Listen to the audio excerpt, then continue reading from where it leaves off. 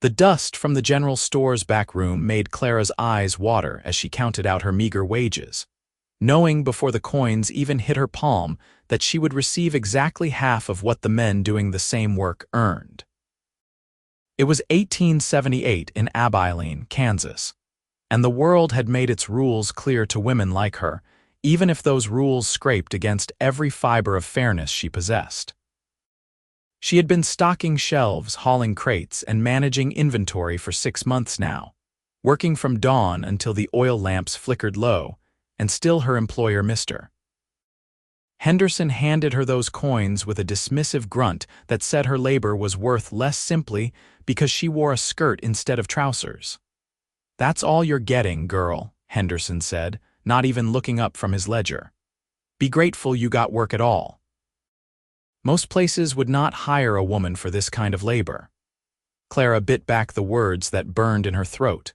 She needed this job, needed every penny to keep the small room she rented above the seamstress shop, to buy the bread and beans that kept her alive.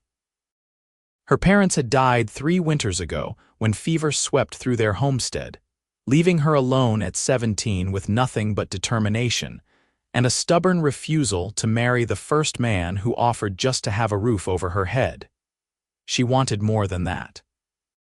She wanted to earn her own way, to stand on her own 2 feet, even if the ground beneath them felt like it was constantly shifting.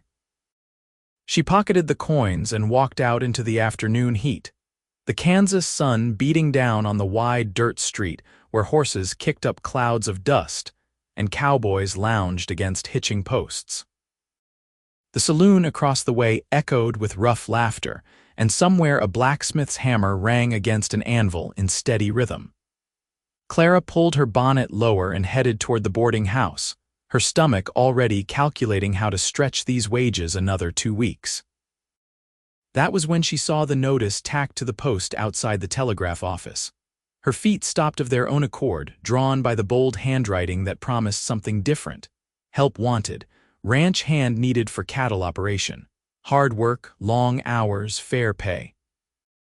Inquire at the Lazy J Ranch 5 miles north. Ask for Jack Thornton. Clara's heart beat faster.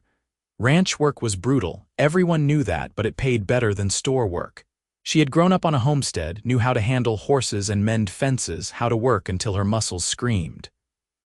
But ranch owners never hired women for that kind of labor. Never. Still, something made her copy down the directions. Something made her wake before dawn the next morning and borrow a horse from the livery, promising old Mr. Cooper she would have it back by nightfall. Something made her ride north through the prairie grass that stretched endlessly under a sky so blue it hurt to look at. The Lazy J Ranch sprawled across a valley where a creek cut through like a silver ribbon. Cattle dotted the hillsides, and the ranch house stood solid and well-built, with a barn and several outbuildings clustered nearby. Clara's hands shook as she tied the horse to the fence rail, but she forced her spine straight and her chin up as she walked toward the house. A man emerged from the barn before she reached the porch. He was tall and lean, with dark hair that touched his collar and eyes the color of weathered leather. He wore dusty jeans and a work shirt with the sleeves rolled up, revealing forearms bronzed by the sun and marked with old scars. He could not have been more than 25 or 26, young for a ranch owner, and there was something in the way he moved that spoke of competence and control. "Can I help you, miss?" His voice was deep and careful, respectful in a way that made Clara's defensive walls lower just slightly. "I'm here about the job," she said, lifting her chin higher. "The ranch hand position." His eyebrows rose, but he did not laugh. He did not dismiss her outright. Instead, he studied her with those sharp eyes, taking in her worn dress, her work-roughened hands, the determined set of her jaw. "You've done ranch work before. I grew up on a homestead. I can ride, rope, mend fence, tend cattle. I'm not afraid of hard work, Mr. Thornton." "Jack," he corrected. "And what's your name?" "Clara Brennan." He was quiet for a long moment, and Clara felt the weight of that silence pressing against her chest. She knew what was coming, the polite rejection, the suggestion that maybe she try the dress shop or the restaurant in town. "What are they paying you in town?" Jack asked instead. The question caught her off guard. "I was working at Henderson's general store. He paid me $8 a month." Something flickered across Jack's face, something that looked like anger carefully controlled. "And what did he pay his male workers?" Clara hesitated, then decided on honesty. $16 a month. Jack's jaw tightened. He looked away toward the cattle grazing on the hillside, then back at her. "I'll pay you $60 a month plus room and board, same as I'd pay any man, actually more than most ranches pay. The work is hard. You'll be up before dawn and won't finish until after dark most days. You'll sleep in the bunkhouse with the other hands, and they might not take kindly to working alongside a woman. If you can handle all that, the job is yours." Clara's mind reeled. $60 a month. That was more than double what any man earned at most jobs in town, nearly 4 times what she had been making. It was impossible. It was too good to be true. "Why?" The word escaped before she could stop it. Jack's eyes met hers, steady and honest. "Because I believe in fair wages for fair work, Miss Brennan. If you can do the job, you deserve to be paid properly for it. Maybe even more than the men, since you'll be fighting twice as hard to prove yourself." Something shifted in Clara's chest, something warm and unexpected. "When do I start?" "Tomorrow at dawn. Bring whatever belongings you have. I'll have one of the hands show you to the bunkhouse this afternoon if you want to get settled." Clara nodded, not trusting her voice. Jack extended his hand, and after a moment she took it. His grip was firm and calloused, the handshake of someone who worked alongside his men rather than just ordering them around. When their hands touched, Clara felt a spark that had nothing to do with the job offer and everything to do with the way he looked at her, like she was a person first and a woman second. The other ranch hands were exactly as unwelcoming as Jack had warned. There were 5 of them. 2 older cowboys named Pete and Slim who had been working ranches for decades, a quiet Mexican vaquero named Diego who kept to himself, and 2 younger hands named Billy and Frank who seemed to think Clara's presence was some kind of insult to their masculinity. They grumbled when Jack introduced her, made pointed comments about how ranch work was no place for a woman, and generally acted like she was invisible unless they were making their displeasure known. Clara ignored them. She had not accepted this job to make friends. She woke before everyone else that first morning, was already saddling her horse when the others stumbled out of the bunkhouse rubbing sleep from their eyes. Jack appeared from the ranch house with 2 tin cups of coffee, handing her one without a word. The gesture felt significant somehow, this quiet acknowledgement that she was here, that she mattered. The work was every bit as brutal as promised. They spent that first day riding the fence line, checking for breaks and weak spots, then repairing them under the merciless sun. Clara's hands bled from the barbed wire, her shoulders screamed from digging post holes, but she kept working. When Billy made a snide comment about her slowing them down, she worked faster. When Frank suggested she would be better off in the kitchen, she lifted a fence post he had been struggling with and set it in place herself. By the time the sun set, she was so exhausted she could barely stand. But Jack was there, appearing beside her as she unsaddled her horse in the barn. "You did good work today," he said quietly. "Real good work." Clara's throat tightened. She could not remember the last time someone had praised her labor, had seen it as valuable.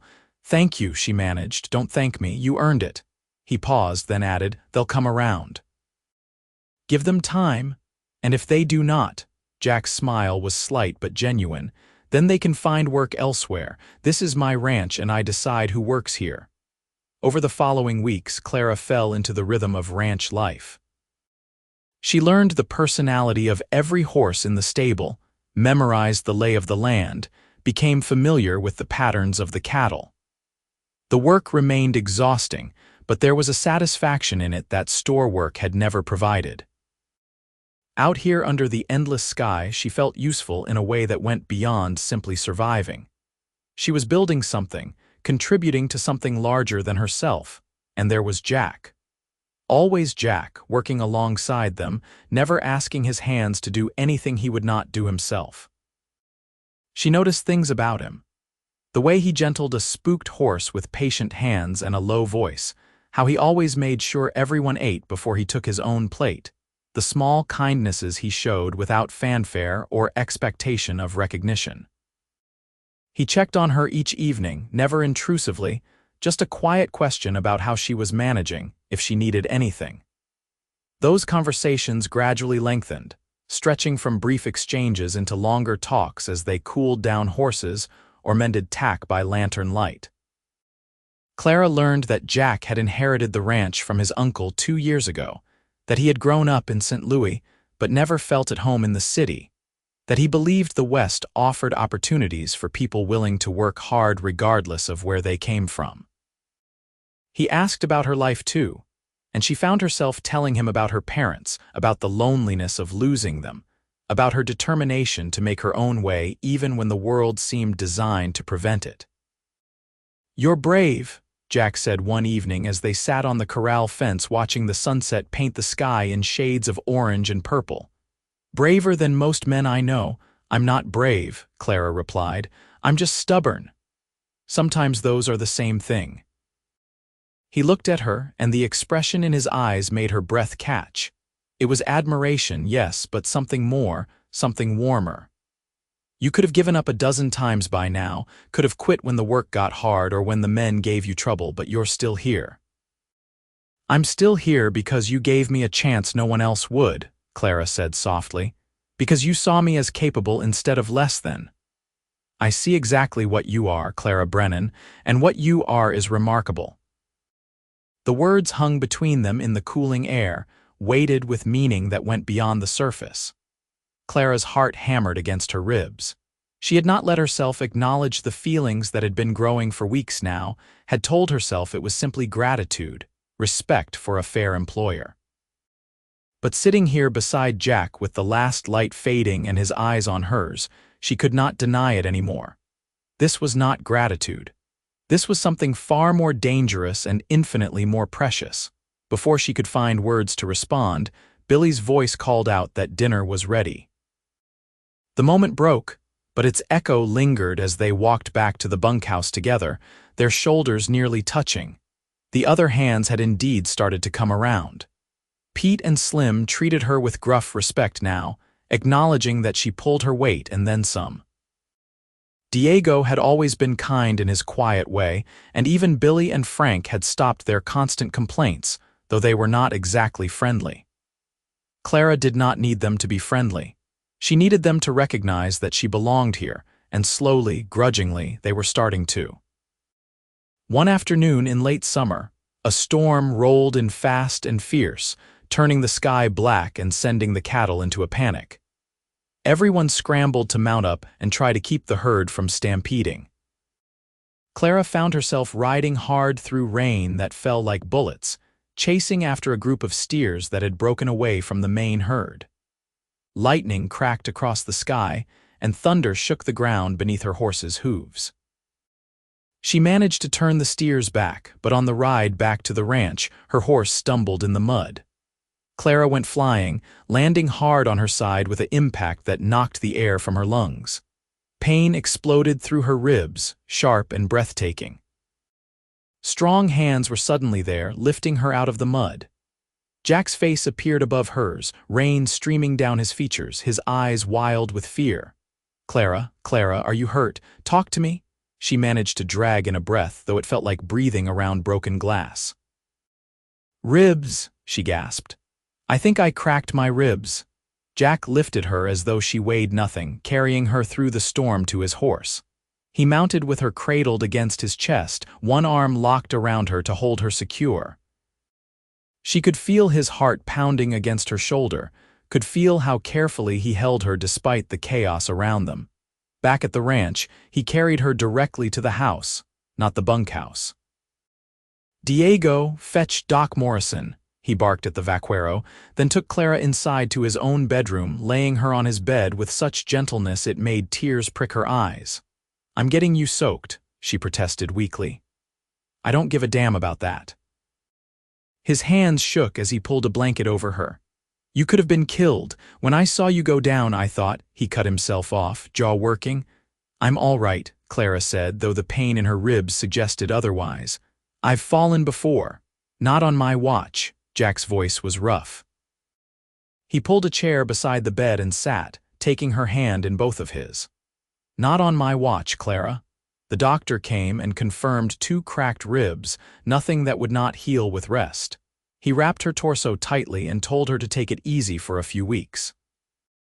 Jack nodded grimly and showed the doctor out, then returned to sit beside her. You're staying in the house until you're healed, he said, leaving no room for argument. You can have this room, I'll take the couch. Jack, that's not necessary, it is to me. His eyes met hers, and the raw emotion there stole whatever protest she had been forming. Do you know what it did to me, seeing you lying there in the mud? I've never been so scared in my entire life. The thought of losing you. He stopped, swallowed hard. I can't lose you, Clara. Why? She whispered, though she thought she knew, hoped she knew. Jack's thumb traced circles on the back of her hand. I think you know why. I've been trying to keep it professional, trying to remember that you work for me and there's a power imbalance and a dozen reasons why I should not feel this way. But I do. God help me, I do. Clara's heart soared despite the pain in her ribs. Feel what way? Like I want to wake up every morning knowing you're the first person I'll see, like your smile is worth more than all the cattle on this ranch. Like somewhere between hiring you and now, you became the most important person in my world. He brought her hand to his lips, pressing a kiss to her knuckles. I'm in love with you, Clara Brennan, have been for weeks now. Tears spilled down Clara's cheeks, hot and overwhelming. I love you too, she said, her voice breaking. I tried not to, told myself it was foolish, but I love you, Jack. He leaned forward carefully, mindful of her injury, and pressed his forehead to hers. When you're healed, he murmured, I'm going to court you properly. Going to take you into town for dinner, bring you flowers, do everything right, but I needed you to know, needed you to hear it. I hear it, Clara whispered. I hear you. The next few weeks were a strange kind of paradise despite the pain. Jack insisted on bringing her meals, sitting with her each evening to talk about the day's work on the ranch. He brought her books from his small collection, read to her when she was too tired to hold the pages herself. The other hands visited too, even Billy and Frank, awkwardly wishing her well and admitting they had been impressed with how she handled herself during the storm. You got grit, Miss Clara, Billy said, twisting his hat in his hands. More than most men I know, we're glad you're all right. When Clara was finally cleared by the doctor to return to light work, fall had painted the prairie in shades of gold and russet. Jack kept his promise about courting her properly. He took her into Abilene on Saturday evenings, walking with her through the town with her hand on his arm, taking her to the restaurant where everyone could see that she was his, and he was hers. He brought her wildflowers picked from the prairie, wrote her clumsy but heartfelt notes that she tucked away like treasures. The other ranch hands teased them mercilessly but good-heartedly.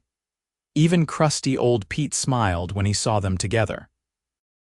About time the boss found himself someone worthwhile, he told Clara one morning. You're good for him, good for all of us. As winter approached, Jack asked her to move into the ranch house permanently, not as an employee but as something more. They still had not done more than hold hands and share sweet, chaste kisses that left Clara wanting more, but Jack was determined to do things properly.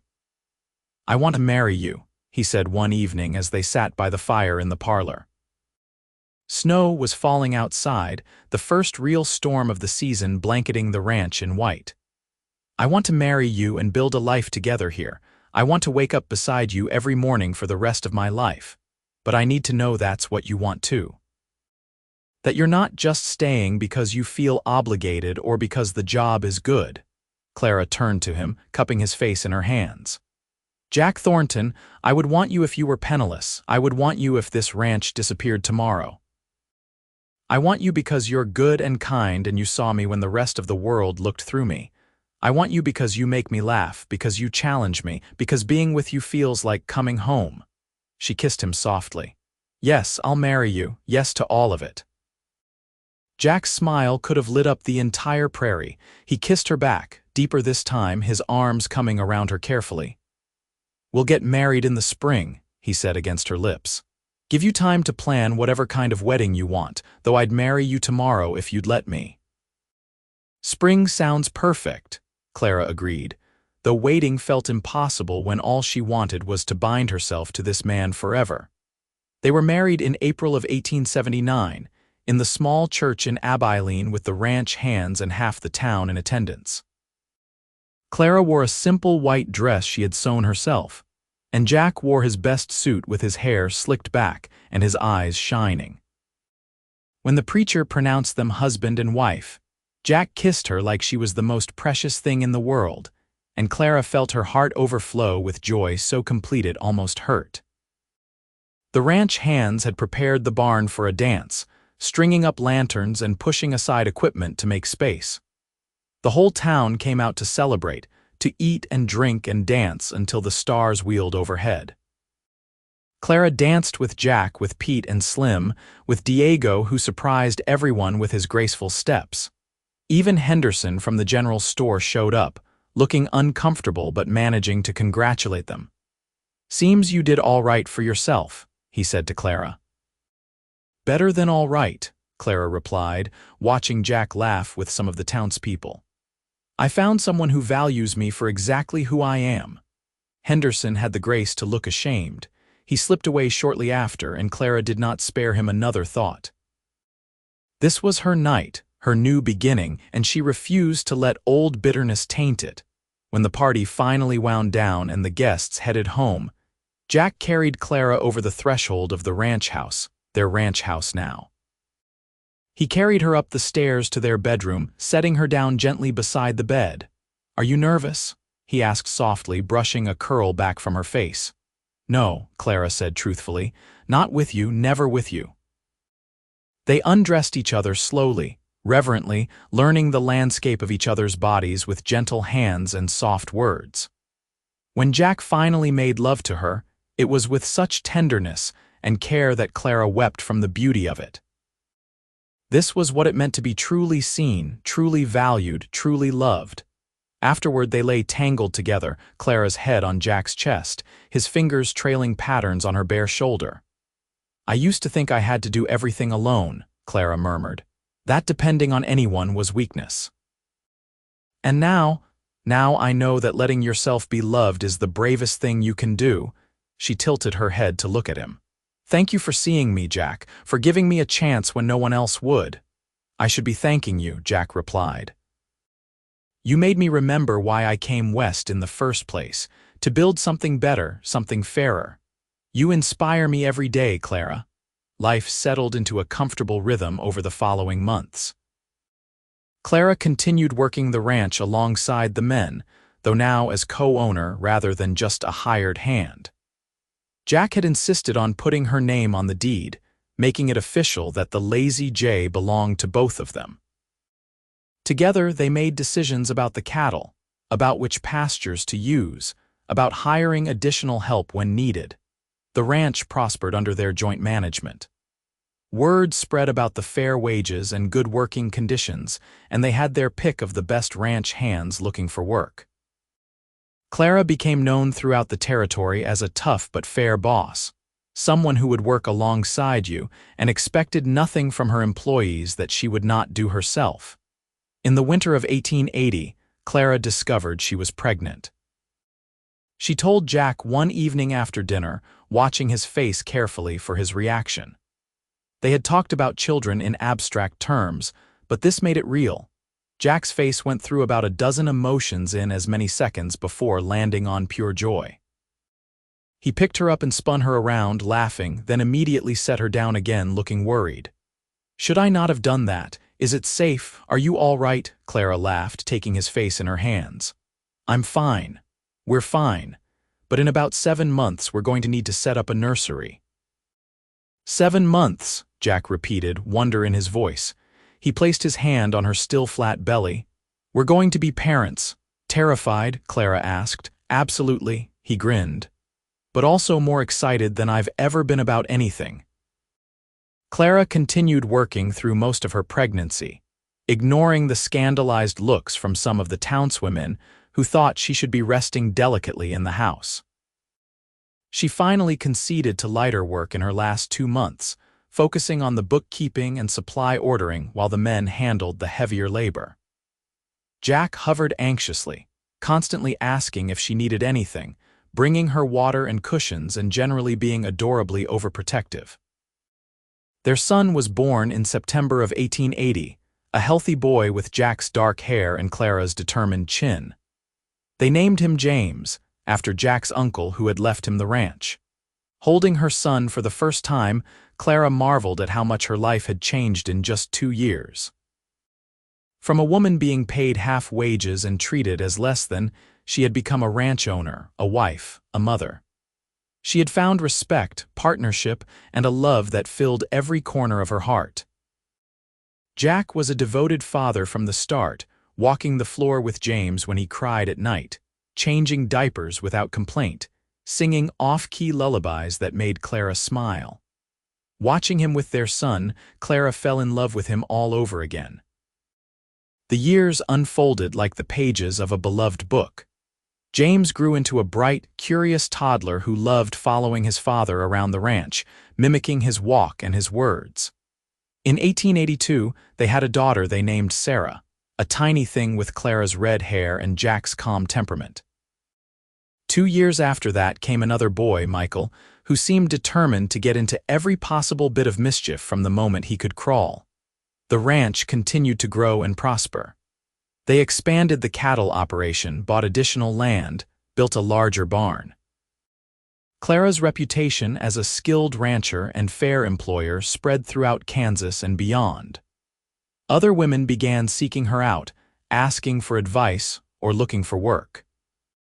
Clara hired them when they were qualified, paying them the same wages as the men, creating opportunities for women who had been told they could not do this kind of work. Pete and Slim eventually retired, settling in a small house in town that Jack and Clara helped them buy. Diego married a woman from town and built a house on a corner of the ranch, becoming the foreman and Jack's right-hand man. Billy and Frank moved on to other opportunities, replaced by new hands who came knowing that the Lazy J was the best place to work in the territory. One evening in 1886, Clara sat on the porch watching the sunset with Jack beside her. James was 8 now, Sarah was 4, and Michael was 2.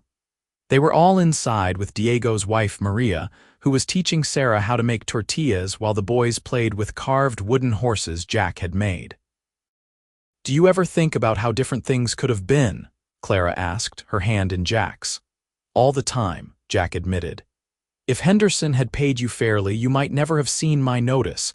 You might have stayed in town and I would have hired someone else and we never would have met." "I suppose I should thank him then," Jack laughed. "I'd rather not. He didn't deserve you even as an employee." He brought her hand to his lips. "But I'm grateful every day that you took a chance on me on this place. You made it a home, Clara. You made my life worth living." "We did it together," Clara corrected. "That's what partnership means." "Still," Jack said, his eyes soft in the fading light, "you're the bravest person I've ever known, coming out here demanding to be treated fairly, refusing to accept less than you deserved. You changed everything." Clara leaned her head on his shoulder, contentment settling over her like a warm blanket. "I just wanted a fair wage. I never imagined I'd find all of this. A home, a family, a love that feels too big for my heart to hold sometimes." "Not too big," Jack murmured, pressing a kiss to her hair. "Exactly the right size."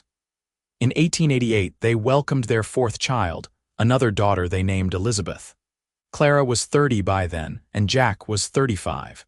They decided Elizabeth would be their last, their family complete with 4 healthy children and a ranch that ran like a well-oiled machine. As the children grew, Clara made sure her daughters knew they could do anything their brothers could. Sarah showed a talent for working with horses that rivaled her mother's, while Elizabeth, even as a toddler, demonstrated a fearless determination that made Clara laugh with recognition. James wanted to be a rancher like his father, and Michael declared he was going to be a sheriff someday and catch bad guys. The ranch became a gathering place for the community. Clara and Jack hosted dances in the barn, holiday celebrations that brought together ranchers, townspeople, and travelers passing through. They became known for their generosity, helping neighbors who fell on hard times, providing jobs when people needed them, contributing to the building of a new school in Abilene. Clara never forgot what it felt like to be undervalued, to be paid less simply because of her gender. She made sure every woman who worked for them, whether in the house or on the ranch, received fair wages. She spoke up at town meetings about women's rights, about the importance of education for girls, about fair labor practices. Some people dismissed her as a troublemaker, but many more listened, and slowly, attitudes began to shift. In 1890, on their 11th wedding anniversary, Jack surprised Clara with a new sign for the ranch entrance. Instead of just Lazy J, it now read Lazy J Ranch Jack and Clara Thornton, proprietors. "It's always been ours together," Jack said as they stood looking at it, "but I wanted everyone to know it officially, wanted your name right there beside mine." Clara kissed him, pouring everything she felt into that kiss. After 11 years of marriage, 4 children, and countless days of working side by side, she loved him more than ever. He was her partner in every sense of the word, her equal, her best friend, the love of her life. The years continued their steady march. The children grew tall and strong, each developing their own personality and dreams. James turned into a young man with his father's steady nature and his mother's work ethic. Sarah became known as the best horsewoman in 3 counties. Michael did indeed decide to pursue law enforcement, getting a job as a deputy in Abilene when he turned 19. Elizabeth, the youngest, developed a passion for books and learning, talking about becoming a teacher someday. In 1895, James married a smart young woman named Anna who had grown up on a neighboring ranch. They built a house on the property and began working toward eventually taking over the ranch when Jack and Clara were ready to step back. Sarah, at 13, showed no interest in marriage yet, far too focused on training horses and competing in local rodeos. Michael courted the daughter of the town baker, a sweet girl named Lucy who laughed at his jokes and did not mind that he was rarely home for dinner. Elizabeth, at 7, declared she would never get married because boys were annoying and she would rather read books. Clara and Jack, now in their late 30s and mid-40s respectively, had started to show the marks of their years of hard work. Jack's hair was threaded with silver at the temples, and Clara had laugh lines around her eyes. But they moved together with the ease of long partnership, anticipating each other's needs, communicating sometimes without words. One evening, as they sat on the porch watching their grandchildren play, Clara reflected on the journey that had brought them here. "Do you remember that first day I showed up asking for a job?" she asked Jack. "Remember it. I think about it all the time." This fierce woman with dirt on her dress and fire in her eyes, demanding a chance to prove herself. Jack smiled. "I knew right then you were going to change my life. I just didn't know how much." "You changed mine first," Clara said. "You saw me as a person, as capable, as worthy of fair treatment." "That was the first time anyone had done that since my parents died. You gave me more than a job, Jack. You gave me back my dignity." "You earned that yourself," Jack argued gently. "I just stopped standing in your way like everyone else had been."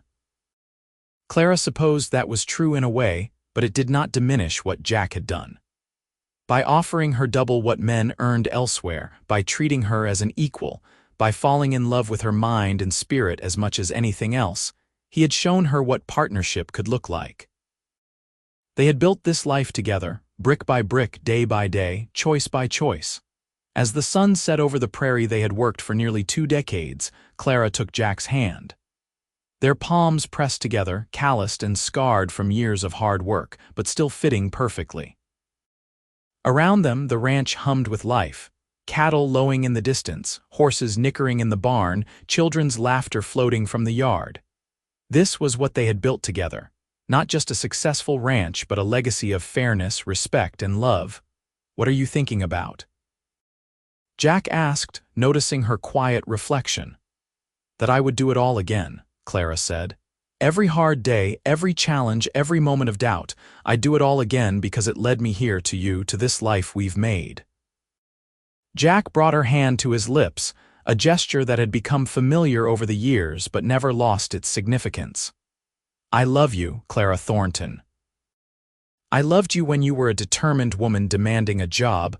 I loved you when you became my wife. I loved you as you became a mother, and I'll love you every day for the rest of my life. And I love you, Clara replied. For seeing me, for valuing me, for being my partner in every way that matters. You're the best decision I ever made, Jack Thornton. As darkness fell and the stars began to emerge in the vast Kansas sky, they sat together in comfortable silence. Inside the house, they could hear the family gathering for dinner, voices calling out to each other, the clatter of plates and silverware. Their eldest son and his wife, their growing children, their extended ranch family, all of it was a testament to what could be built when two people chose to see each other as equals, to lift each other up, to face the world side by side. Clara thought back to that young woman of 20 who had walked out of Henderson's general store with half wages and a heart full of determination. She had wanted only to be treated fairly, to be valued for her work. Instead, she had found so much more. She had found a home, a purpose, a family, and a love that had sustained her through nearly 2 decades and would, she knew, sustain her through whatever years remained. The Wild West was a hard place, unforgiving and often cruel. But it was also a place where someone could reinvent themselves, where old rules could be challenged, where a woman could demand fair wages and a man could choose to give them. Where two people could meet across a divide of expectation and tradition and choose something different, something better. As Jack's arm came around her shoulders and she leaned into his warmth, Clara smiled. The ranch spread out before them in the darkness, their legacy and their future intertwined. Tomorrow would bring more work, more challenges, more moments of joy and frustration. But they would face it together, as they had faced everything together since that day when Clara had ridden up to the Lazy J Ranch looking for a fair chance, and found instead the love of her life. In the years that followed, Clara and Jack watched their family continue to grow and flourish. James and Anna had 3 children who ran wild through the ranch, just as their father had done before them. Sarah eventually did marry, choosing a gentle rancher from 2 counties over who respected her skills and independence.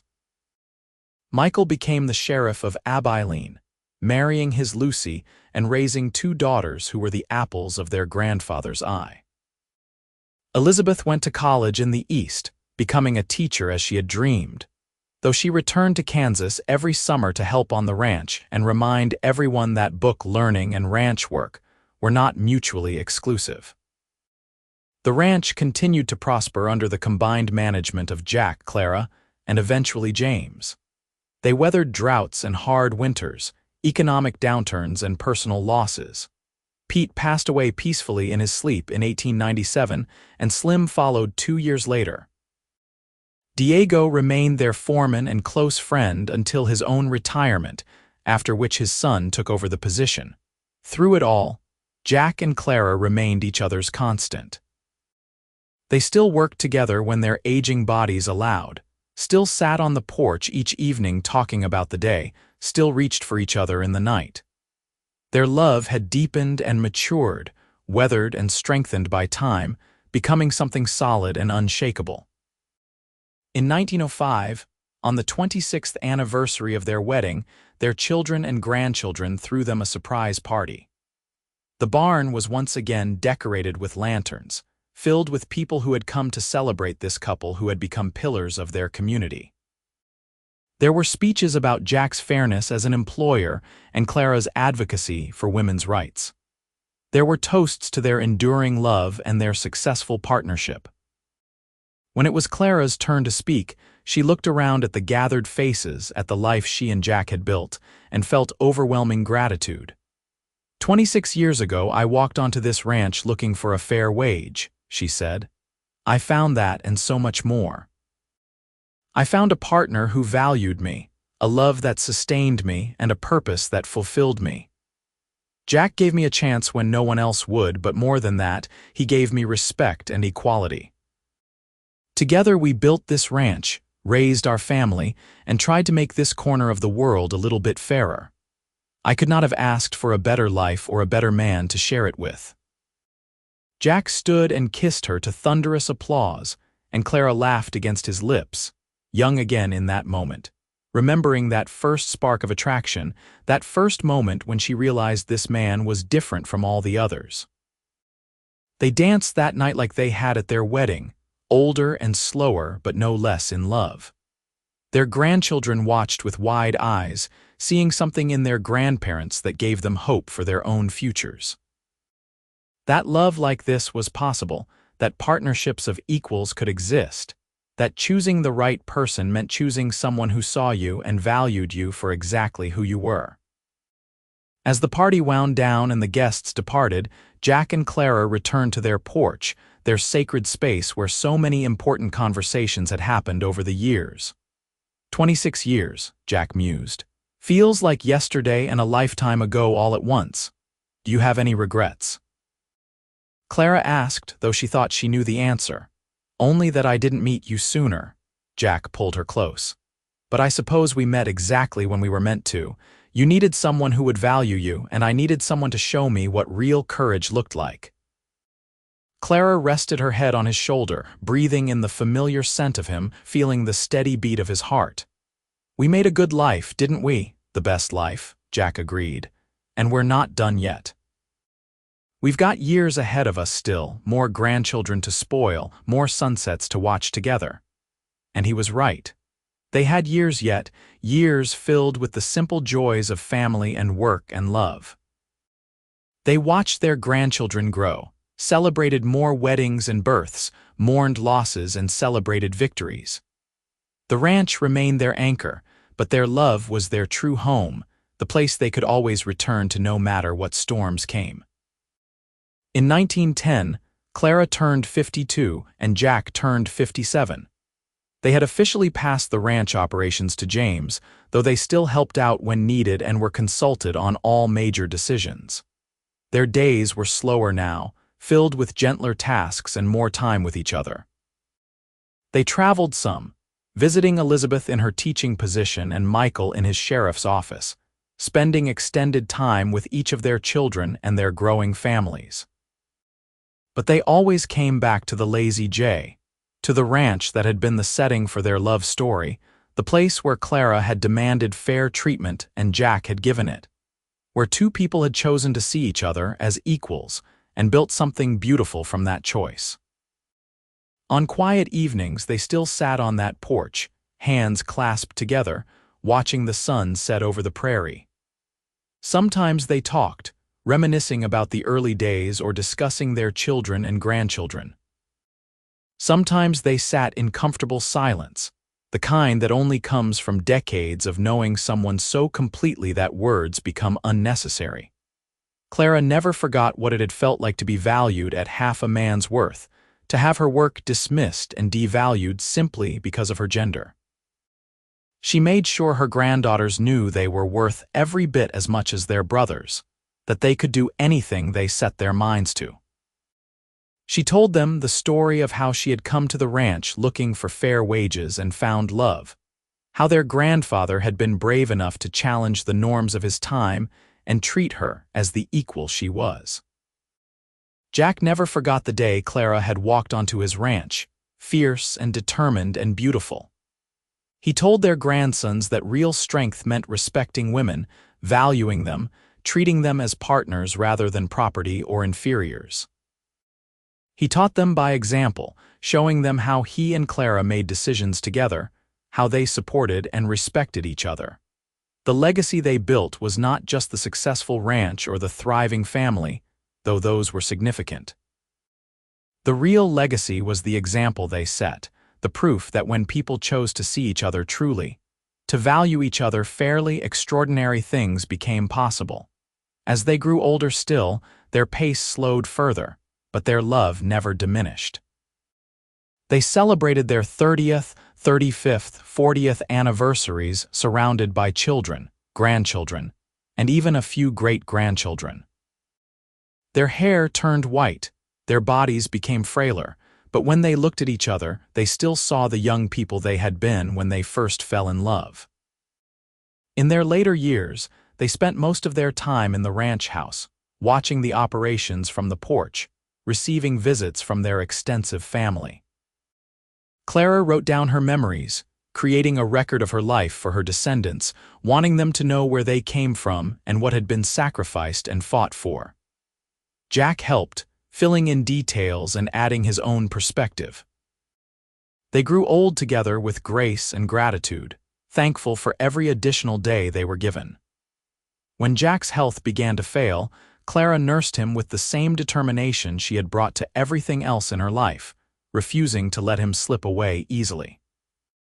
And when Clara's strength began to wane, Jack was there to support her, to hold her hand, to remind her how much she was loved. They passed within months of each other in 1918, having lived long, full lives rich with love and purpose. Jack went first, passing peacefully in his sleep with Clara holding his hand. She followed soon after, her heart unable to bear the weight of a world without him in it. They were buried side by side on a hill overlooking the ranch, their headstones simple but inscribed with words that captured their essence. Partners in life and love, equals in all things. Their children and grandchildren gathered for the funeral, telling stories about the remarkable couple who had built the Lazy J Ranch and, more importantly, had built a marriage based on mutual respect, equality, and abiding love.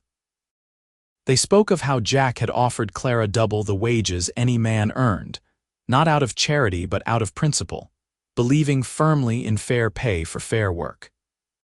They spoke of how Clara had taken that chance and proven herself not just capable but exceptional, becoming a co-owner and full partner in every sense.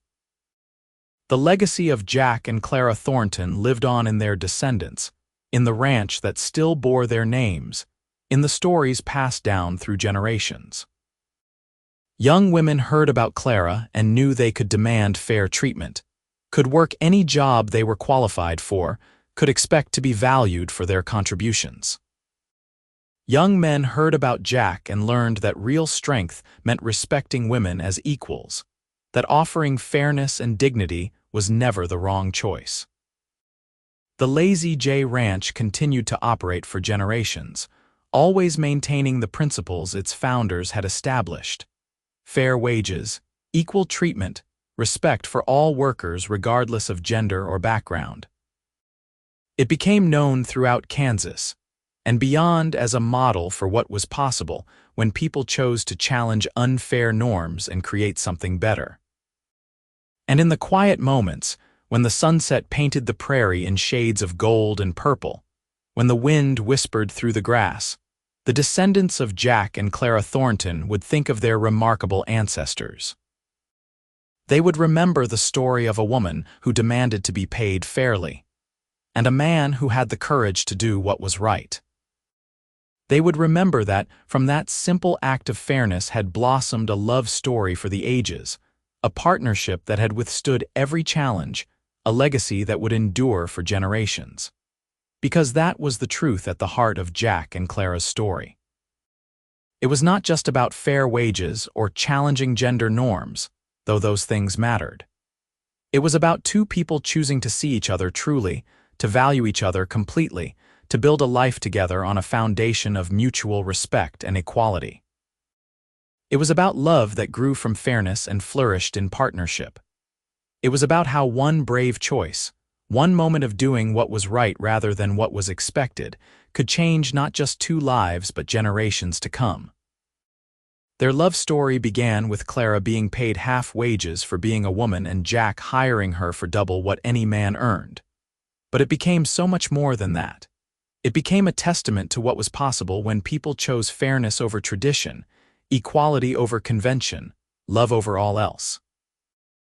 And that story, that beautiful, hard-won, triumphant story, would live on long after they were gone, inspiring others to demand better, to be better, to choose love and fairness and respect above all else.